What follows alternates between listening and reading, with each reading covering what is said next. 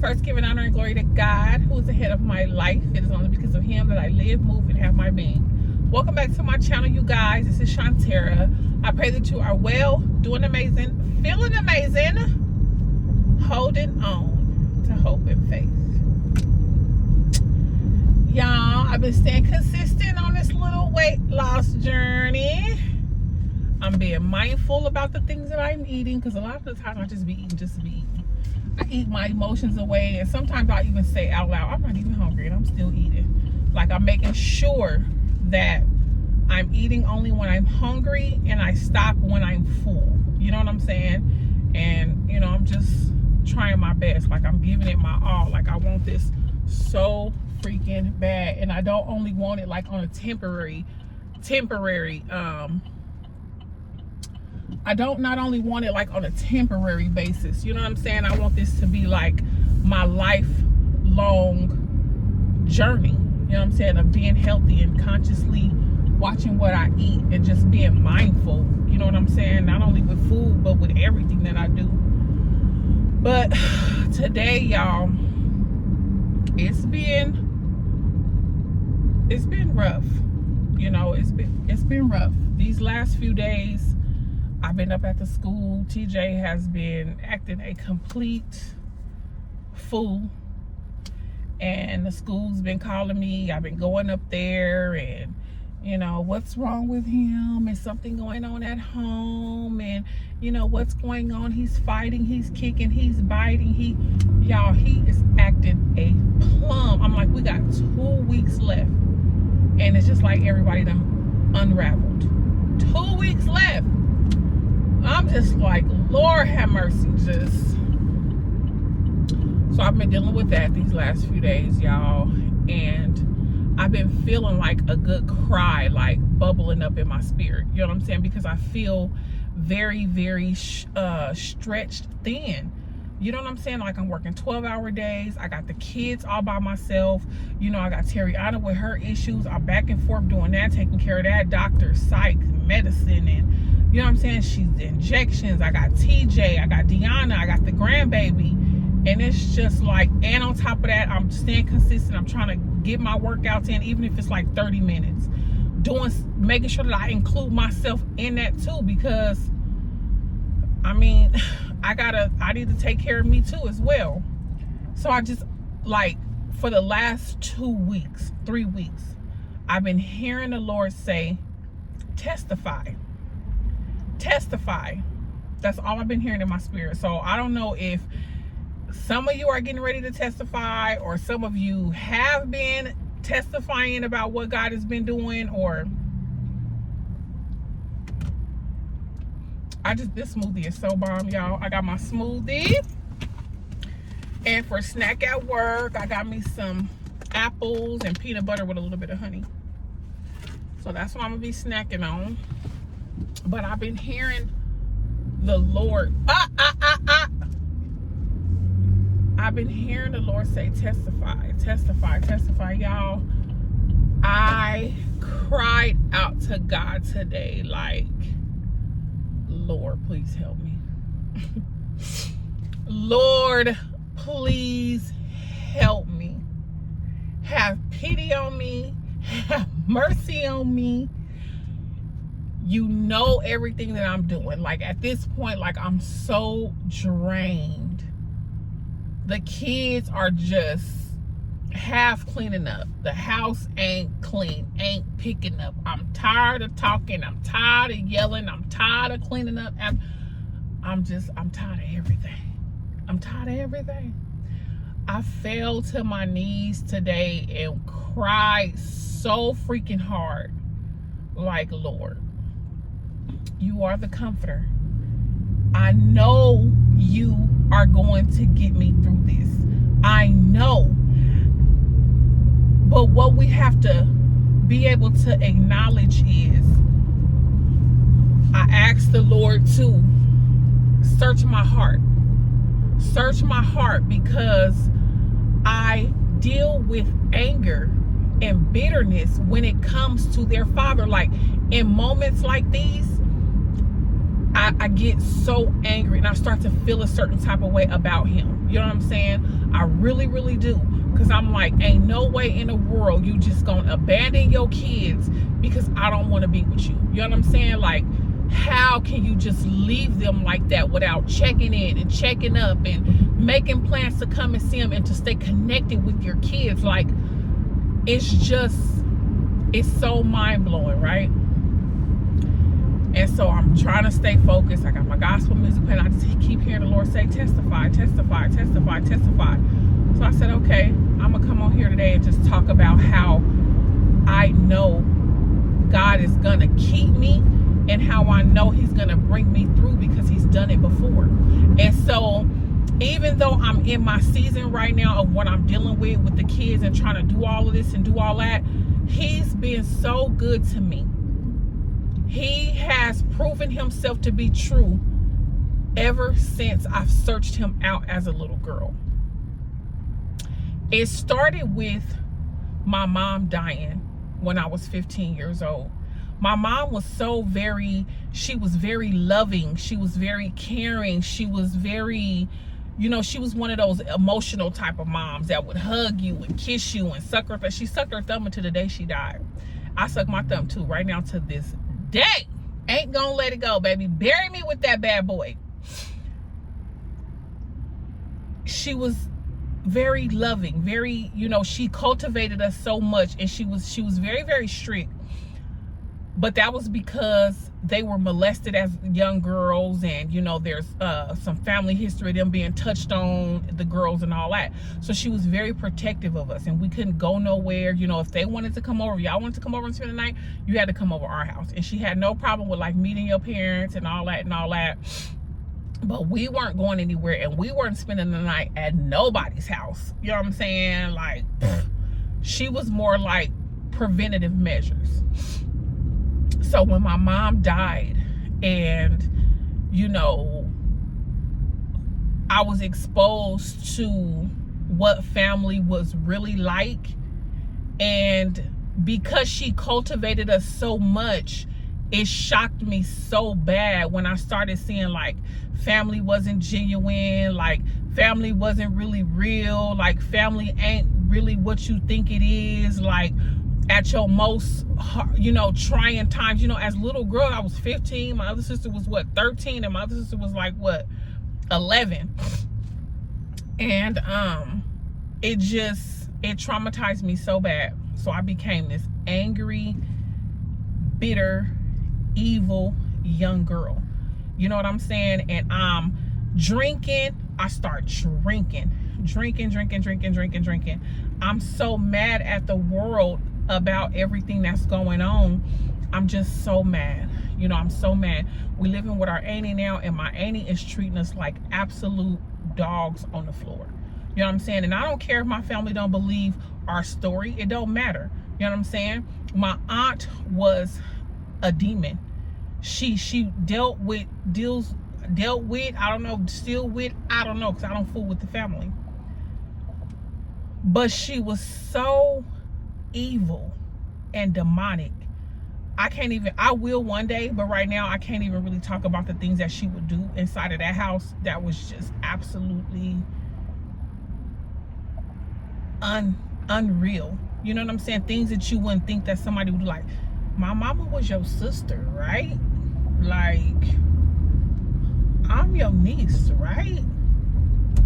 So I became so angry, y'all. I hated this woman. Like, it was so much hate and rage inside of me. I used to cuss, like I said, like, I know I still cuss here and there, y'all, but I've came so far. I used to cuss like a sailor. I would cuss anybody out like I did not care. I would cuss you out, cuss your mama out, cuss your daddy out, cuss your grandma out. Like, I was just so pissed off at the world, right?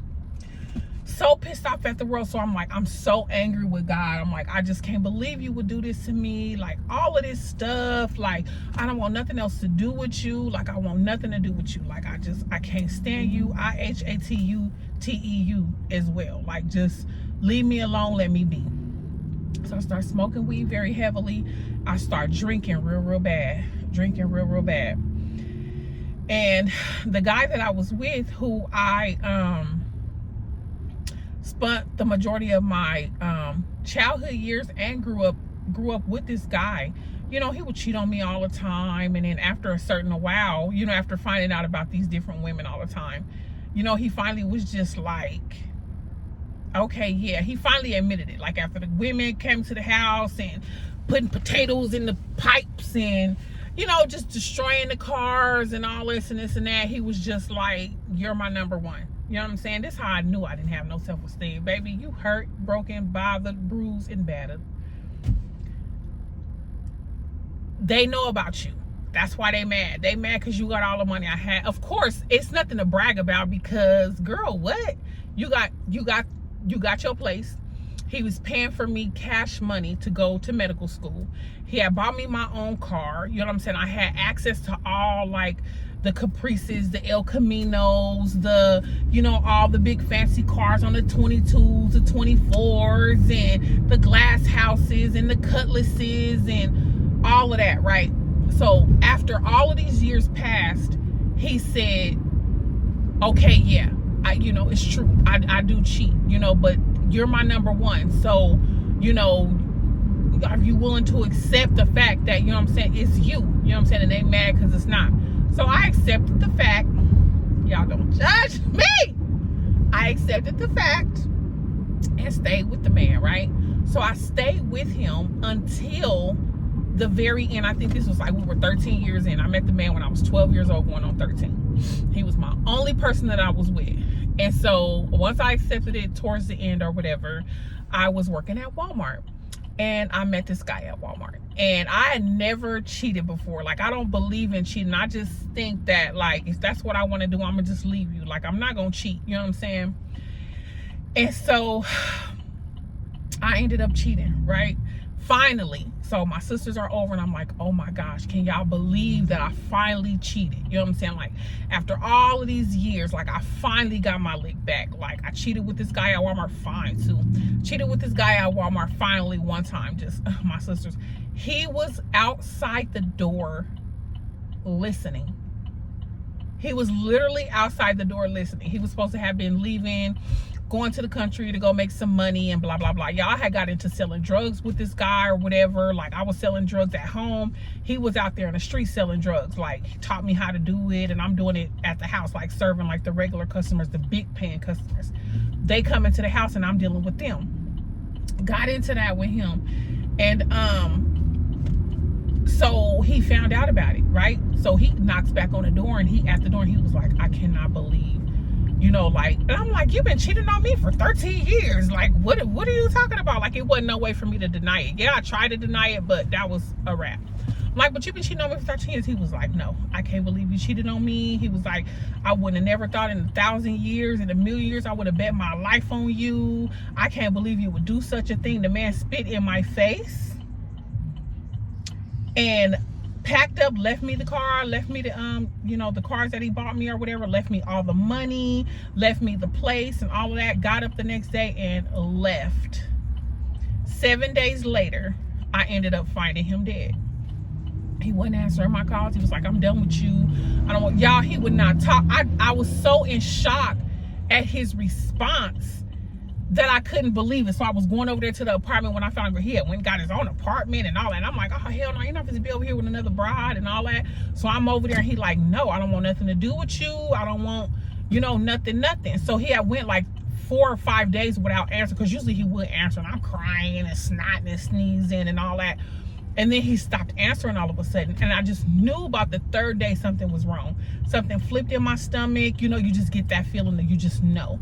So I went over there. He wasn't answering. The light was on. The car was out there. Like, it looked like, you know, he was there, but he wasn't answering. He wasn't picking up. So I went to go get his grandma. And she's like, I don't want to be in the middle of y'all. You know, you my granddaughter. You the only one been in the family. I don't know what y'all got going on. I said, no, something is wrong. Just come with me over here, ride with me over here to go check. Something is wrong. Something is wrong. I've been with this man for 13 years. Like, something is wrong. So I go over there. He ain't answering. So I ended up busting open the window that was there and found him dead on the floor, right? So, okay, get through that. Really, really hard to get through. So I'm angry. All of this anger is just building up. I'm angry. I'm upset. And so at the funeral, we're at the funeral, and you know how like the family sits up front for the first couple of rows or whatnot, and there's this chocolate little baby on the front row. And I'm just like, you know, it caught my eye, and it was like real odd, and the family was acting a little bit different towards me or whatever. And I'm just like, okay, like I'm asking the sister, and she didn't say nothing. But when we got back home to the repast, I'm like, who was that little girl that was at the funeral on the front with the family? And she just started crying. She was like, I didn't want to tell you, you my favorite sister. She was like, but they did a DNA test on grandma and found out that was Chumi's baby. His baby on the front row at the funeral. When I tell y'all that sent me down a downward spiral, I started being promiscuous. I'm having sex now. I mean, just going all out. Like, wow, I'm going out every weekend. I'm drinking. I'm a blackout drunk, but I'm angry at God. I'm just like, you know, I felt like, you know, then right after that, my grandmother passed. Maybe a few years later, she died on Valentine's Day, and we were close. And I'm just like, I just felt like everybody I loved, I lost. You know what I'm saying? And that was the feeling. Like, how come everybody that I really love, or people that really truly I know care about me? Well, yeah, he was cheating or whatever. But I knew he gave a damn about me. You know what I'm saying? I knew he loved me. You know what I'm saying? And his way of loving me was to provide, I guess. So I'm angry, y'all. But at the same time, I'm angry. I hate my auntie. You know what I'm saying? I'm dealing with all of this anger. I'm bitter. I'm dealing with God. I'm drinking. I'm sexing. It's all bad. You know what I'm saying? Like, I just don't understand what life is. Like, life is nothing. So as I'm going through this scenario, you know, now I'm graduated. I'm about 16, 17. I'm in my own place. You know, y'all, bottom line is, okay, even with that, then I get married. You know what I'm saying? And, you know, even in my childhood, I was bullied a lot. And I remember trying to commit suicide when I was younger from just being bullied all the time, just being bullied. I was always the biggest and the tallest. Today, I stand about 6 feet, maybe 6'1" even, 2+. So I was always the tallest, and I was always the biggest. So I stuck out like a sore thumb, and I was always being bullied and talked about. So I get married, I have with Deanna, dad, he find out he on drugs. Get married, go through that, thinking it's like supposed to be my be all end all. I get married. Then, you know, towards the end of the marriage, I end up finding out about narcissists. I had no idea. 5.5 years ago, I knew nothing about a narcissist. I never heard the term. It wasn't talked about like how it is now. There wasn't, you know, I didn't know nothing about it. So one day, as everything is transpiring in the marriage, I'm knowing something is wrong and something is going on, like spiritually within the marriage, but I can't figure it out. I just know I feel like I'm losing my damn mind. Like, I feel like I'm about to literally go crazy. You know what I'm saying? And so I shave my head bald. I'm so depressed. I gained all of this freaking weight. You know what I'm saying? And maybe like I'm crying out to God, and he reveals to me one day that, well, he revealed I'm on my phone looking at makeup stuff. And why something pop up on my phone that say 10 ways to know you're married to a narcissist. And so when I click on it, everything is just like illuminated. Everything is just like in my face. Y'all, when I tell you I begin to vomit everywhere. One thing about me, when something tragic happened to me, I vomit. Like when Deanna got pregnant, I vomited all over the doctor. Vomit. Tariana medical in there, the voices talking about her, vomit. Somebody die in the family that's close to me, I vomit. I get physically sick. So once that's revealed to me, y'all, I decide to finally leave the marriage after coming back, going back. Then after that, you know, he abandons us for 2 years. no phone calls, no talking to us, no nothing. And at this time, I was a stay-at-home mom. He was a financial provider. And so when I decided to leave the marriage, the first thing that went was the finances. You know what I'm saying? First thing that went was the finances. So in that, we became homeless. I ended up losing my home. You know what I'm saying? And like I've been working since I was 15 years old, and I've never been homeless. I never, like really been out on the streets. I never, and to experience that with my kids, it did something completely different. Like nowhere to go. We driving around in parks during the day and all this and all that. And I never been so low with my children. And so 10, 16, 23, I just knew, you know what I'm saying? I figured if I can take myself out of here, it's going to force this man. This is what I was thinking. It's going to force him to come and get his kids. You know what I'm saying? Because you don't want your kids. Like, you just leaving me to do all of it. In his words, you're mad that you have your kids because you can't do nothing. You know what I'm saying? You can't be with men because you got your kids 24/7. So that's what he said. Hey, say whatever you want. If that's what I want to do, if I want to go screw, if I want to go be with a man, trust me, I got a 17-year-old that I can pay baby to go do that. But that's not even what I'm doing. That ain't even what's happening in this hour. But hey, go off. So 10, 16, 23, I'm sitting in a park and I'm crying out to God, and I'm just like, my kids are back at a motel, and I'm like, I'm trying to get it together. I'm trying to figure it out. Like, I got these kids, like I'm doing this all on my own. You know what I'm saying? We were, illegally evicted during that time. And, I had a suicide attempt. And I don't know how long I was out, but by the time I got up, it was dark. And I knew it was the Lord who actually peeled my eyes open. But what I want to say, I took y'all through all that to say, I can testify.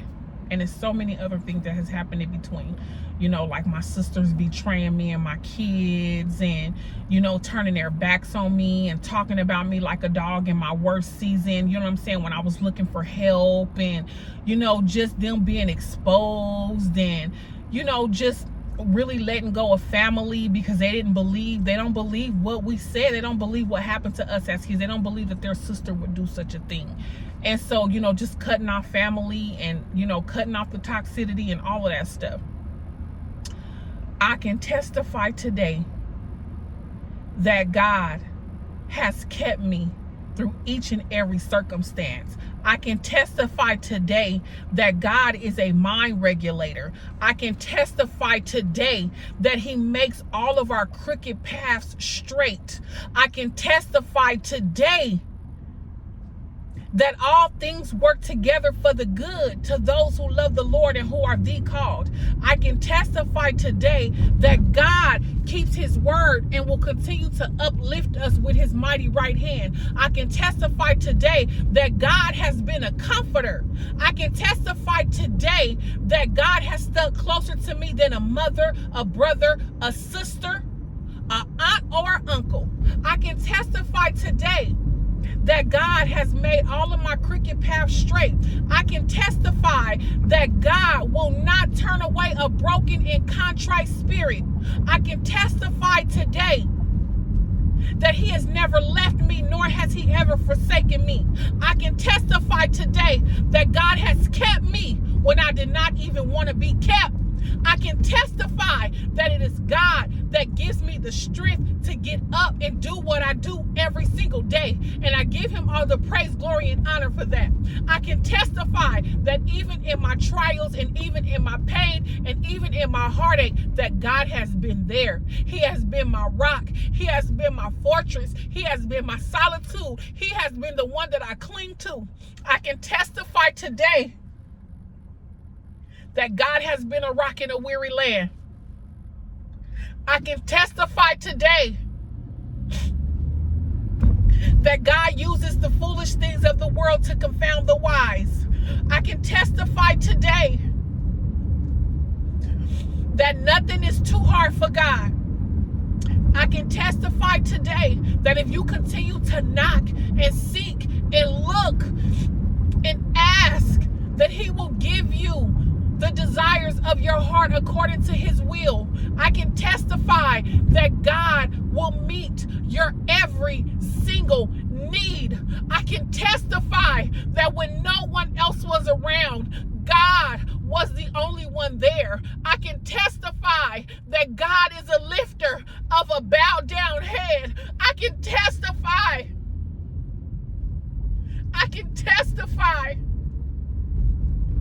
I can testify that no matter what I go through, God has been there. He's been my rock. He's been my shield. I can testify that every word has been true. I can testify that God is a keeper. I can testify.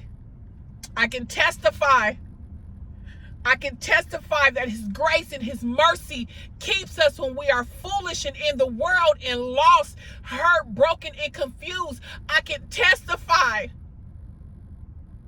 that when I wanted to end my life, mercy said no. I can testify that God is my strength. I can testify that if it had not been for the Lord who was on my side, where would I be? I can testify that if I had 1,000 tongues,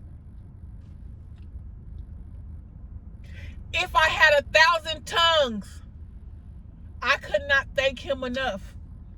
I could not thank him enough for keeping my mind, keeping me. He's a keeper. I can testify. So while I wait, while I'm in my season, while I'm going through, I have testimonies after testimonies after testimonies after testimonies of how God continues to deliver, how God continues to bring me out, how God continues to set me free in different areas, how God continues to show himself mighty, how God continues to show up for me. I can hold on and cling on to these things as a reminder of what he's going to do for me in the next season coming up. I can hold on to it as a reminder of who he is. I can hold on to it as a reminder to know that if he did it before, he gonna do it again. I hold on to it as a reminder that lets me know that God and God alone is my strength and he is going to do it. I can hold on and testify and say, Father God, if you did it before, you're going to do it again. You didn't forget about me then, and you're not going to forget about me now. All glory be to God. I can testify. I can testify. I can testify of your goodness. I can testify of your faithfulness. I can testify of your unmerited favor when I didn't deserve it. I can testify. I can testify. I can testify of him being so merciful. I can testify of him saving my life. I can testify of me not having HIV or AIDS or something that I couldn't get rid of because his grace and his mercy said different. I can testify. I can testify that I am no longer a blackout drunk. I can testify and say I am now celibate and I don't have to use my body because I don't know who I am. I can testify of the mind regulating God that we serve. I can testify that no matter what I go through, it will never change the fact that God is good and he is God and God alone. To God be the glory. We are still Psalms 24. We are still Psalms 24 for the rest of 24. And until the next time, inspire, be inspired. I love you guys. God bless you.